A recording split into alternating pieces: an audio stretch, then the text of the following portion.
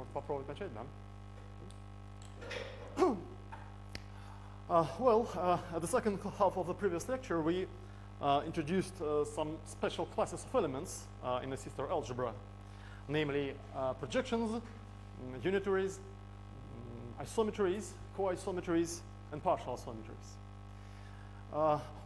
We need these elements to obtain a new description of the K0 functor, which is better adapted to the sister algebra structure as compared to our initial construction given in terms of idempotence. So roughly our goal will be to describe K0 for sister algebras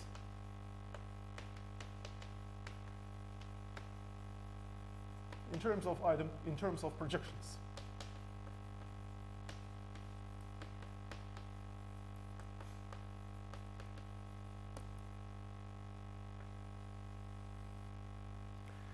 So let's recall some notation from the previous lecture. We start with star algebra A, and we denote the set of all projections in A as follows. So a projection, let's call that a projection is a self-adjoint idempotent. And if A is unital, we also introduce the set of all unitary elements. We denote it by U of A. So an element U in A is unitary if it is invertible, and U inverse equals U star. Well, of course, this notion makes sense only in the case where A is unital.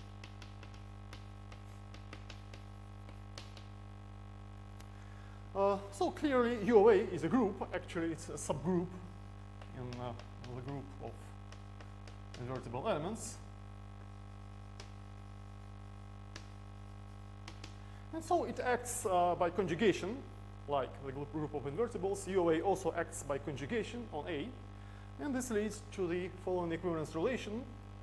We say that two elements, A and B, in our algebra are unitarily equivalent, and denote this relation the following way. If, this is our definition, if there exists a unitary element U such that UA U inverse equals B. So clearly this is an equivalence relation. And morally, this relation is a sister version, a sister analog of similarity. Clearly, if two elements are unitarily equivalent, then they are similar, just by definition.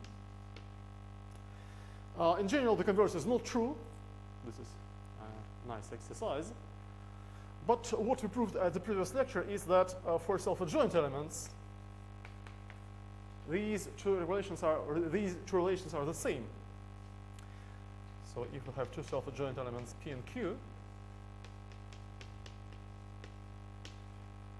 then they are similar if and only if they are unitarily equivalent. And moreover, we gave an explicit formula for the unitary element which implements a unitary equivalence between P and Q. More exactly, if A is an invertible element such that A inverse equals Q, then replacing A by the following unitary element U, we get a unitary equivalence between P and Q, where U is the unitary element which appears in the polar decomposition of A. So an explicit formula for U is as follows.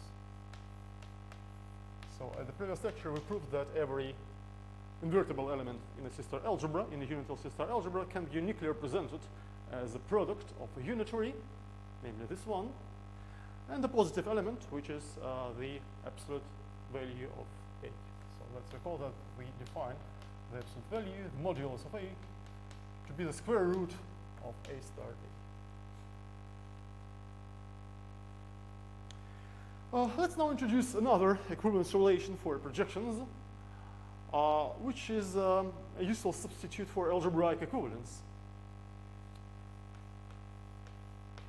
So as before, we assume that, well, of course, by the way, here I didn't say this explicitly, but in this proposition, we assume that A is a C-star algebra, of course.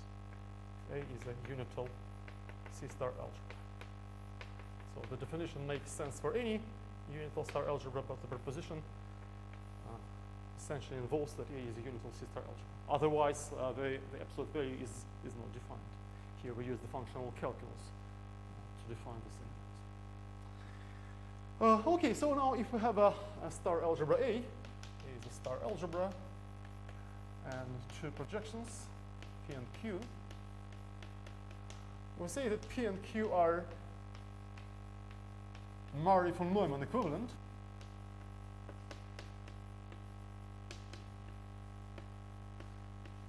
Murray von Neumann equivalent. And we abbreviate this like this. If there exists an element V in A such that V star V equals P and V star equals Q.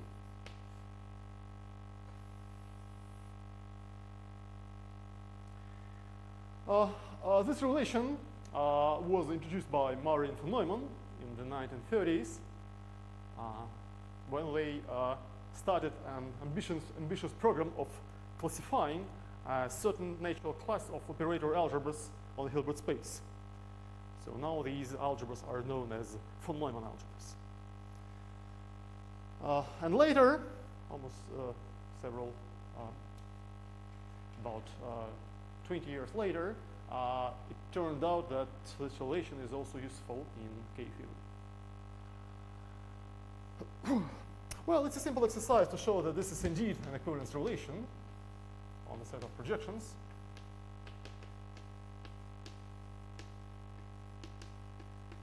So the transitivity is easily checked.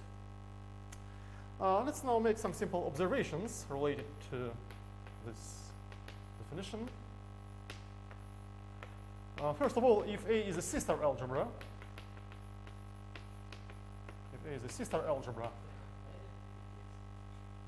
it is, yeah. We can let V equal P. We can let V equal P, so it is reflexive. Symmetry is clear because we can interchange V and V star, and transitivity is a little calculation. This is exercise. So if it is a C-star algebra, then and if V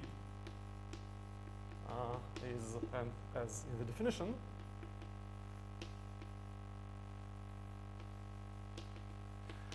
then V is necessarily partial isometry.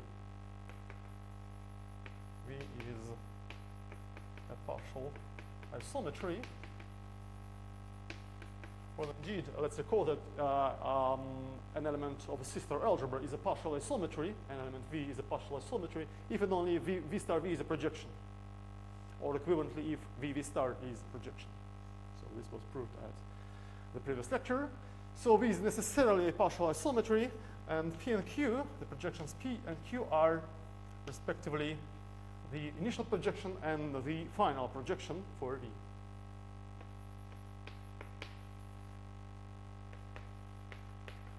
Initial, respectively, final projections for V. So let's recall from the previous lecture that geometrically, if A is contained in the algebra of bounded linear operators on the Hilbert space, then V gives us an isometry, a bijective isometry between two suitably chosen closed subspaces of our space, namely between the orthogonal complement of the kernel and the image of V. And it is trivial on the orthogonal complement, that is on the kernel. And the projections P and Q are respectively the projection onto the orthogonal complement of the kernel of V, and Q is a projection onto the image of V. So this is the geometrical picture of partial isometries and of their initial and final projections. The second simple observation is that if P and Q are unitarily equivalent, then they are Murray von Neumann equivalent. This holds in any star algebra. Well, indeed, if this is the case, if U is a unitary element and U, P, U inverse, or equivalently U, P, U star equals Q, then if we consider the element UP and calculate UP star UP, then we get P U star UP. U star U is 1, and P squared is P. So this is P. But on the other hand, UP times UP star is UP P U star. And this is UP U star, and this is Q. And so we see that these two elements, more exactly the element UP, satisfies this definition. So P and Q are Murray von Neumann equivalent. And the final obvious remark is that if two projections are Murray von Neumann equivalent, then of course they are algebraically equivalent. So let's recall that two idempotents of a ring are algebraically equivalent if there are two elements A and B, such that AB equals P and BA equals Q. Clearly, this is the Murray von Neumann equivalence is obviously a special case. It turns out that the converse is also true in the case of C-star algebras. So we have the following proposition. If A is a C-star algebra and P and Q are two projections in A, then they are algebraically equivalent, even only if they are Murray von Neumann equivalent. So this may be compared with our previous result, which shows that for self-adjoint elements, similarity and unitary equivalence are the same. Now we will show that algebraic equivalence is the same as the Murray von Neumann equivalence. Well, we will need the following simple lemma. Actually, this is an absolutely trivial exercise. If A is any algebra, and A and B are two elements in its unitization, such that the product belongs to A, then we have either A belongs to A or B belongs to A. This is absolutely straightforward from the definition of the unitization. And as a corollary of this lemma, we get the following. If A is a star algebra and P and Q are two projections in A, then P and Q are Murray von Neumann equivalent in A, even only if they are Murray von Neumann equivalent in the unitization of A, in A plus.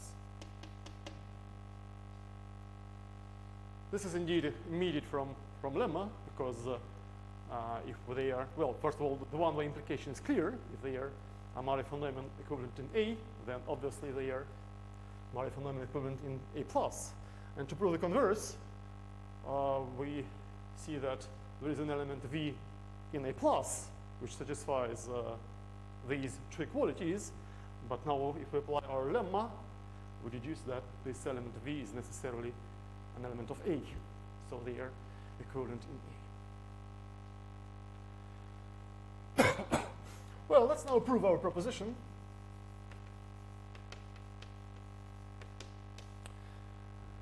So by using the corollary, we may assume from the very beginning that A is unital.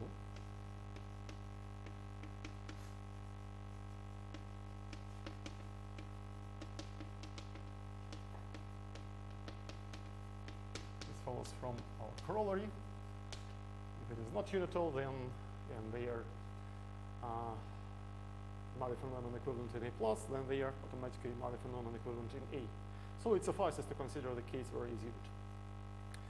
So let's take two algebraically equivalent projections, P and Q.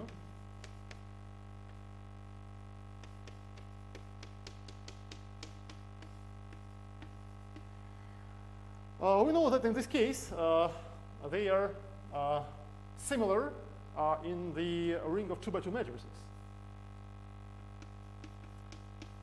P plus 0 is similar to Q plus 0 in the algebra of 2 by 2 matrices over A. Well, but A is a C-star algebra, so M2 of A is also a C-star algebra. And we know that in the C-star algebra, similarity of self-adjoint elements, and clearly they are self-adjoint, similarity is equivalent to unitary equivalence. So we deduce that they are unitarily equivalent in M2 of A.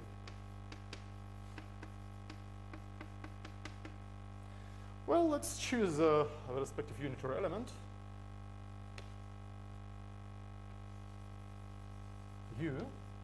This is a unitary element in M2 of A, such that U times P plus 0 times U star equals Q plus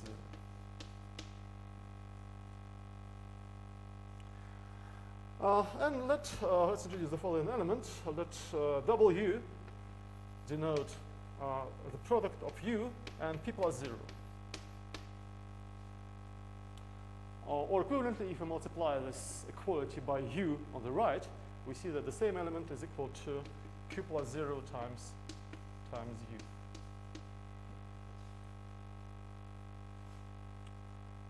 U. If we now apply this observation, let's denote these qualities by star. So we apply these equalities, and we see that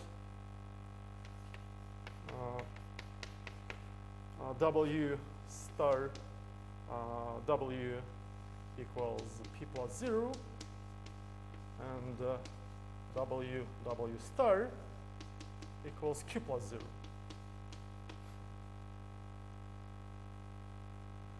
So in particular, we see that W is a partial symmetry, which gives us the Murray phenomenon equivalence between P plus 0 and Q plus 0. But we want an equivalence between P and Q themselves. But this is quite easy to achieve. If we now come back to the previous line, this one, let's denote it by, say, double star. By using double star, we can easily calculate that W is actually of the following form. It is V plus 0 for some element V in A. This is a short exercise, an explicit calculation, which shows that these two equalities actually imply that this 2 by 2 matrix has the following simple form. And hence, if we now substitute W of this form in this equality, we see that, or better, not here, but better in this equality. Let's denote this as 3 stars. So this, oh, not this one, sorry. Not this one, but rather this one. So we substitute W here by using this property, and we deduce that V star V equals P, and VV star equals Q. And so P and Q are Murray phenomenon equivalent. And this completes the proof.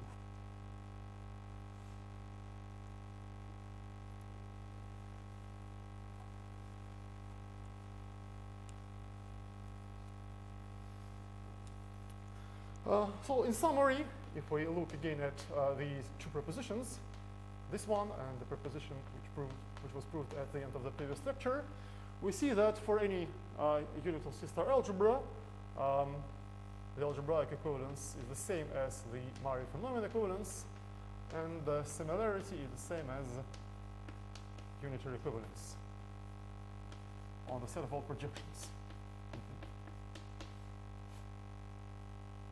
And let's also recall that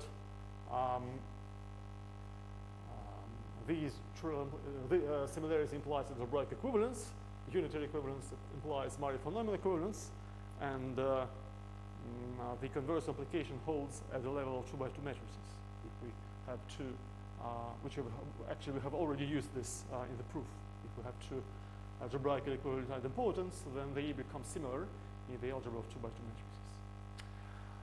matrices.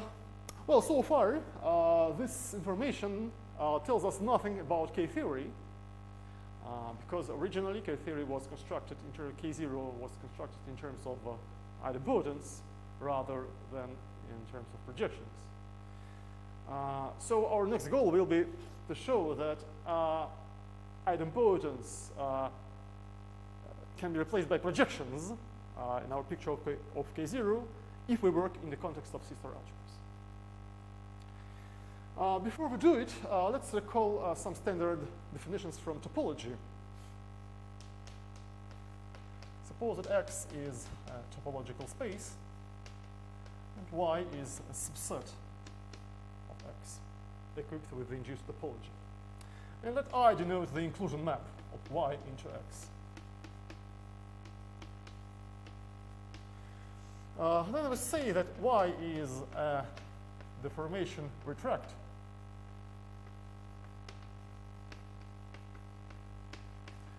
or respectively a strong deformation retract.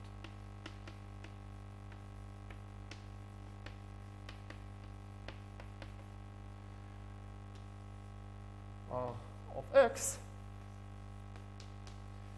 if there exists a continuous map P of Y onto X, of X onto Y, such that Pi is the identity map of Y, and this means that this implies that Y is a retract of X.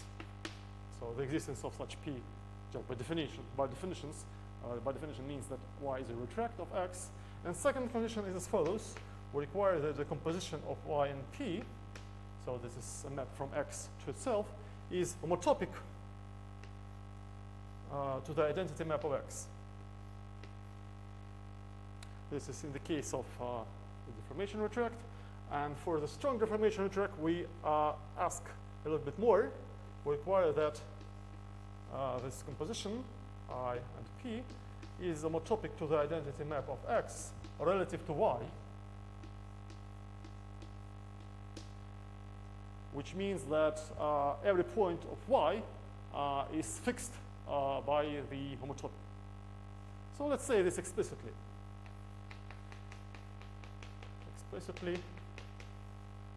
The latter condition, I, P, is homotopic to the identity map of X relative to Y, means that there is a homotopy, HT,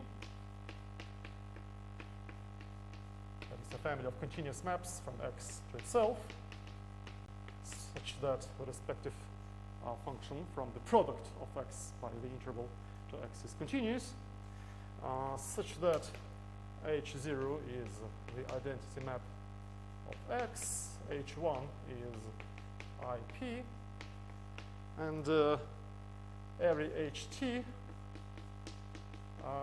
fixes every point in Y.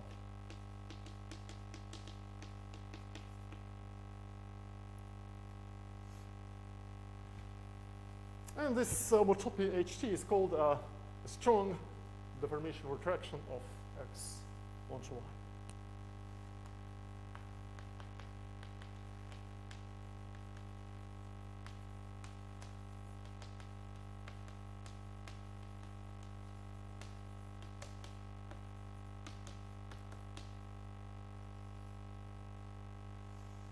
Well, a classical example is here.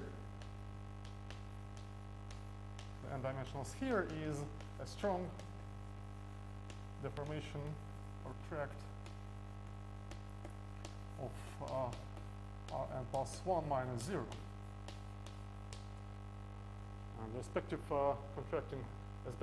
strong deformation retraction just connects every point in the ambient space to its projection onto the sphere just by a line segment given by the following formula: Tx over the norm of x plus 1 minus t times x.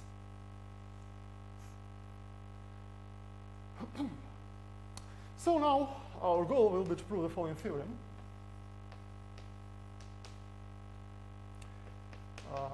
Suppose that A is a C-star algebra.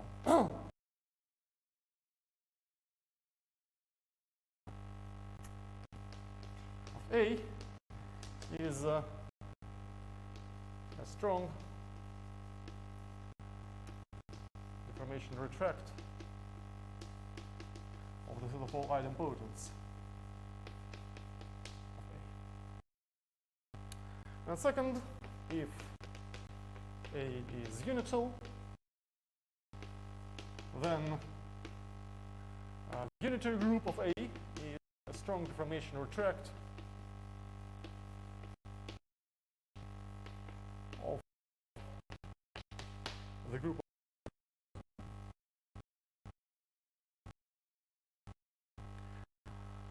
Before we prove this theorem, let's look why it is useful.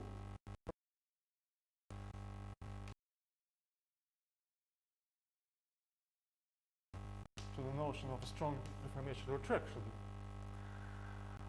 So if X is a total space and Y is a subset of the space of X,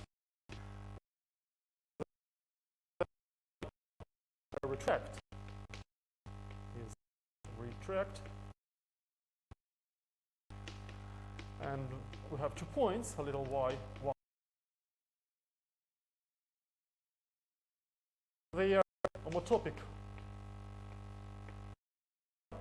even only if they are homotopic in X.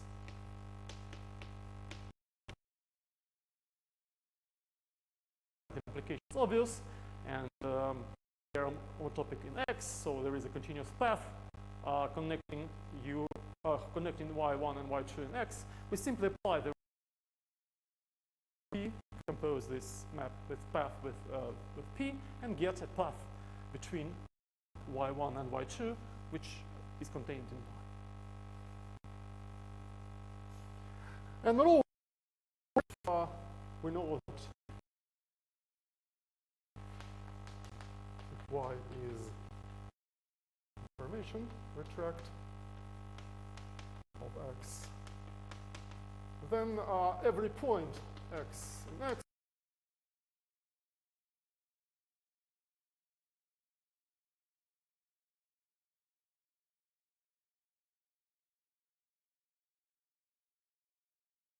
element is equal to ZE.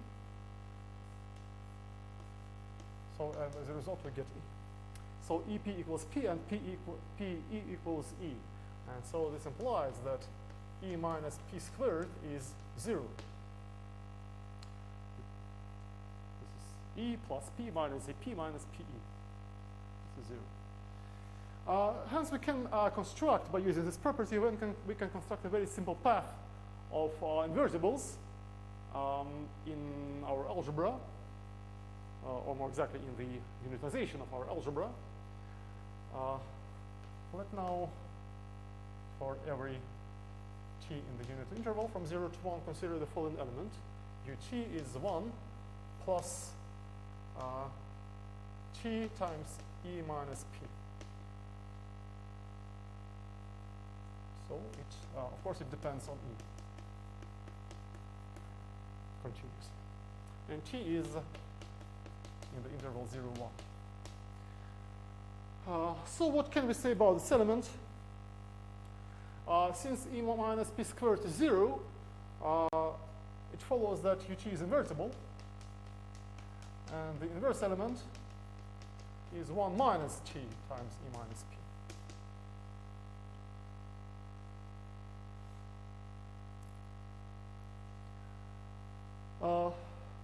It's also clear that U0 is the identity in our algebra in the unitization way, and U1, and this is a little calculation, just not to mix between an element and its inverse. So a simple calculation shows that U1 e U1 inverse is equal to P. Again, this is just a line of explicit calculations.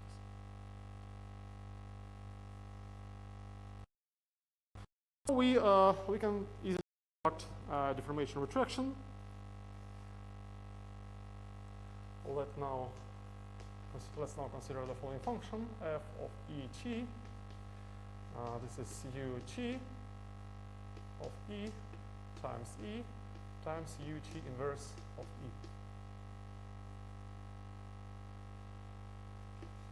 E is idempotent, and t is between 0 and 1.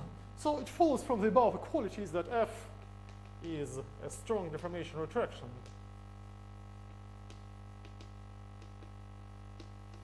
of the set of idempotents onto the set of projections in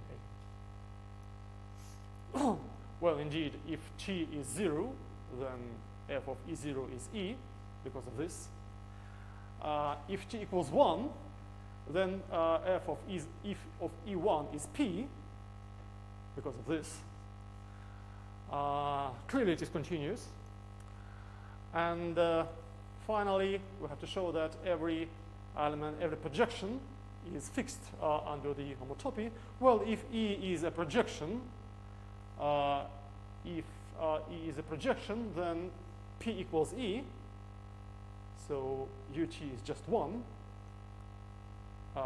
Whatever t is, it is identically 1. And f of t equals E if E is already a projection. So it is a strong deformation retraction that we are looking for.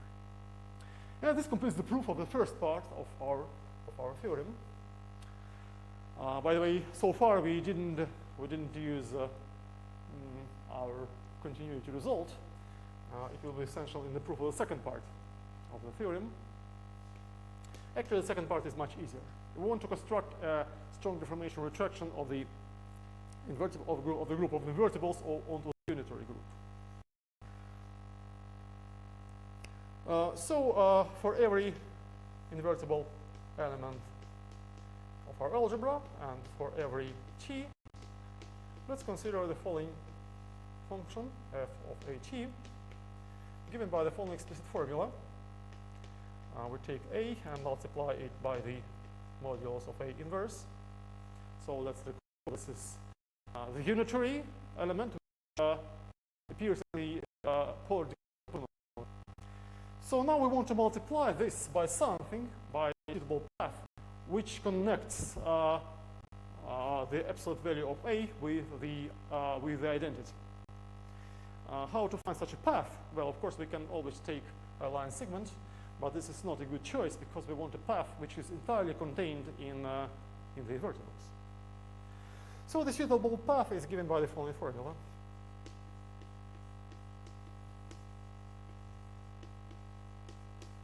So clearly, this is an invertible element. The exponent is always invertible.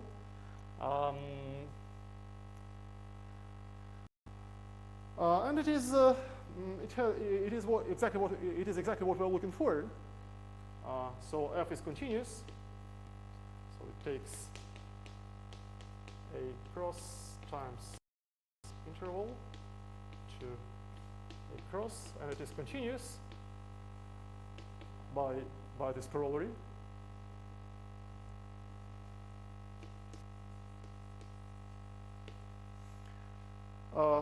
Well, it is continuous if t is 1, or better, if t is 0, If t is 0, then this is just the exponent of 0. The exponent of 0 is 1. Because of this, the exponent of 0 is 1, and we see that f of a0 is a times a inverse, and this is a unitary element. And f of a1 is the exponent of the logarithm is the identity map by the superposition theorem for the functional calculus. And so this is a by the superposition property. And finally, if so this is we see that this is a deformation retraction. Why is it strong? If A is already or if A is unitary, then f of at is so in this case the modulus of A is 1. So this is A, and the logarithm of 1, is 0. The exponent of 0 is 1. So as a result, we see that this is A. Because in this case. So we deduce that F is a strong deformation retraction.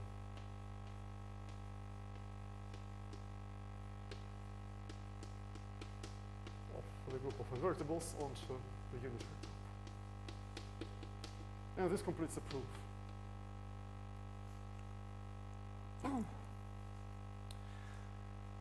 So applying this tricky theory, we get the following corollary. Suppose that A is a unital C-star algebra. Then first of all, we have many equivalence relations that we discussed before, but all of them are the same on the set of idempotents, on the set of projections in the infinite matrix algebra over A. So the algebraic equivalence, the Mario von Neumann equivalence, the similarity, the unitary equivalence, and the homotopy are the same on the set of projections in M infinity of A.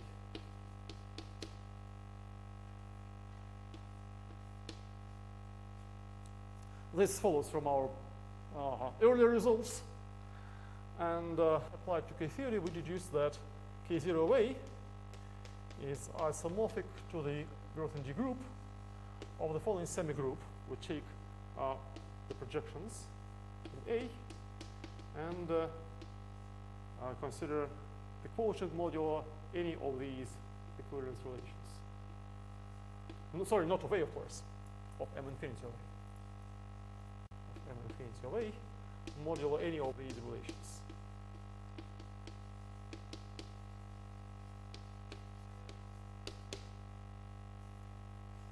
So this is immediate from our theorem and from our previous remarks.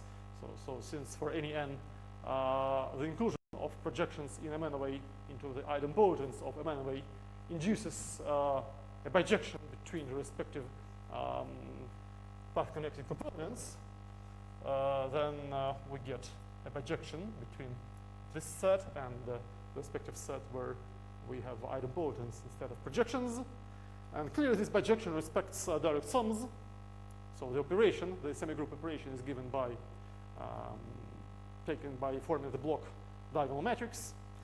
And so it is an isomorphism of semigroups, and so their Grothendieck groups are isomorphic. And this is exactly our K0A.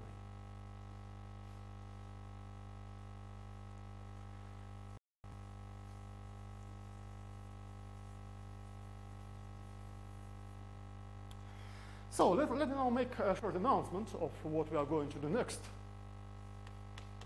That is in the rest of today's lecture and at the next lecture. We are going to prove two important properties of the functor K0. The first property is the so-called continuity of K0, which can be expressed by the following formula.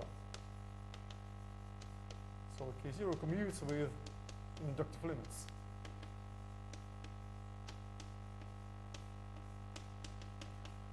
property of the continuity. 0. And the second property looks as follows. If we take a C-star algebra A and take the tensor product by the algebra of compact operators, so by script K, we denote the algebra of compact operators on an infinite dimensional separable Hilbert space. And then this is isomorphic to K0 of A.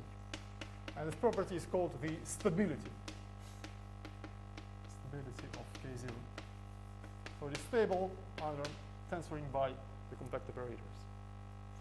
So both properties are very useful, both in theory and in concrete calculations. So, but before we prove it, we need to discuss some facts on inductive limits of C-star algebras. Inductive limits of C-star algebras.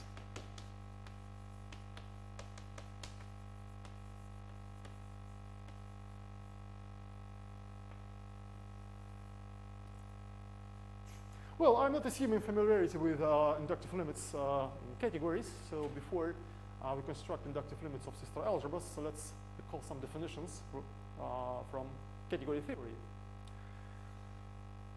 So actually, we will give two equivalent definitions of an inductive limit in a category. The first is rather concrete and down to earth.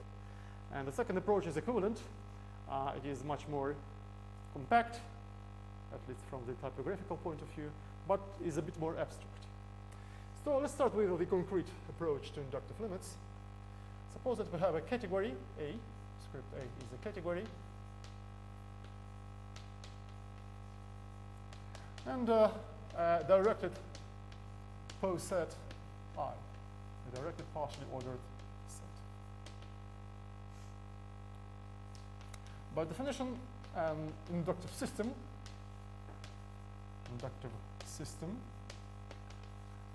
in A, indexed by this set I, is a family of objects,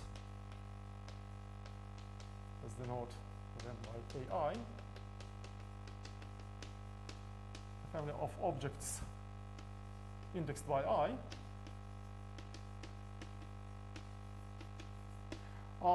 together with some morphisms,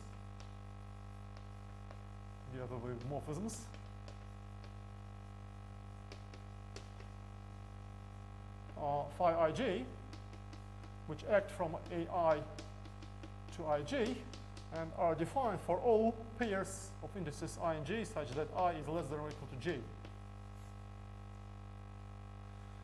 Such that these morphisms satisfy the following compatibility conditions. First of all, for every I, phi I is the identity map, the identity morphism of AI.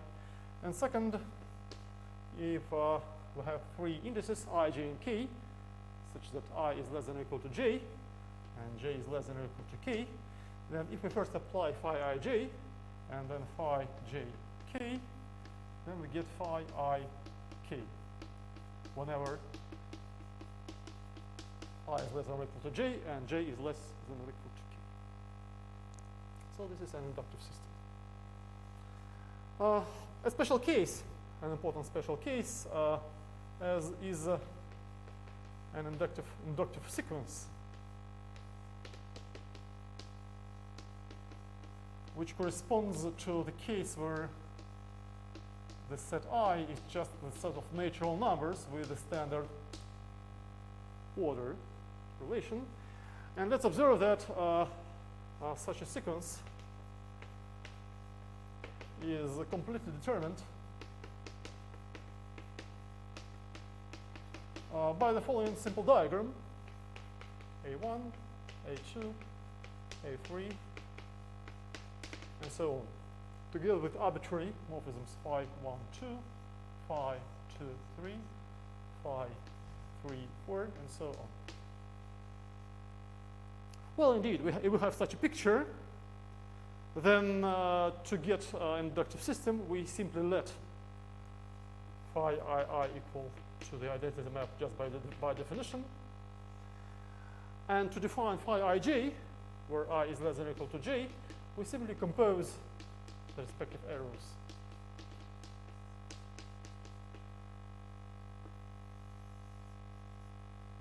So we define phi ij in the following obvious way. And it's easy to see that these composability conditions are satisfied. So an inductive sequence is just a picture, just given by a picture of the following form. This is a very important special case because in practice, almost all complete inductive systems of C-star algebras, which appear in